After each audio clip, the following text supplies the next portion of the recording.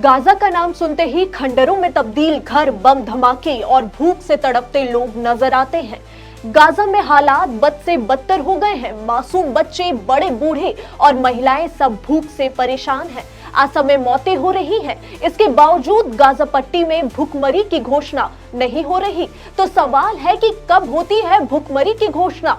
पूरी दुनिया जानती है कि भूखमरी की घोषणा कोई साधारण या राजनीतिक प्रक्रिया नहीं है, बल्कि ये एक वैज्ञानिक, मानवीय और अंतर्राष्ट्रीय स्तर पर तय मानक के हिसाब से होती है।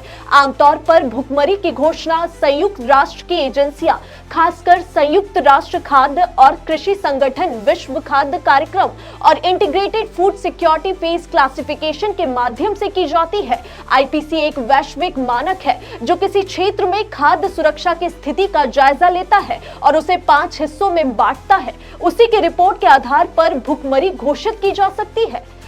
Integrated food security phase classification यानी आईपीसी के सामान्य नियम कहते हैं कि भूखमरी की घोषणा तब होती है जब आबादी का कम से कम 20% हिस्सा भोजन पानी के अत्यधिक अभाव से जूझ रहा है। हर 10,000 की आबादी में से कम 2 लोगों की रोजाना भूख या कुपोषण से मृत्यु हो रही हो।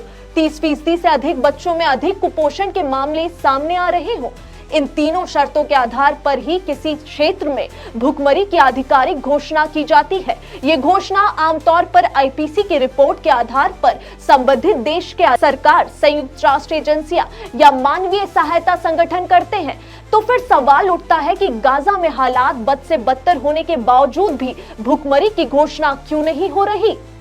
गाजा पट्टी में 2023-24 के दौरान इजराइल हमास संघर्ष के कारण हालात बेहद गंभीर हो गए हैं। ये बात बिल्कुल सही है। संयुक्त राष्ट्र और अन्य मानवीय संगठनों की रिपोर्ट के अनुसार गाजा के लाखों लोग भूखमरी के कगार पर हैं। बच्चों में कुपोषण तेजी से बढ़ रहा है और भोजन, पानी, दवाओं की भारी कमी है। फिर भी अब तक गाजा में आधिकारिक तौर पर भूखमरी की घोषणा नहीं हुई है। इसके पीछे एक नहीं, अनेक कारण हो सकते हैं। नंबर 1, डेटा की कमी और कई तरह के दबाव।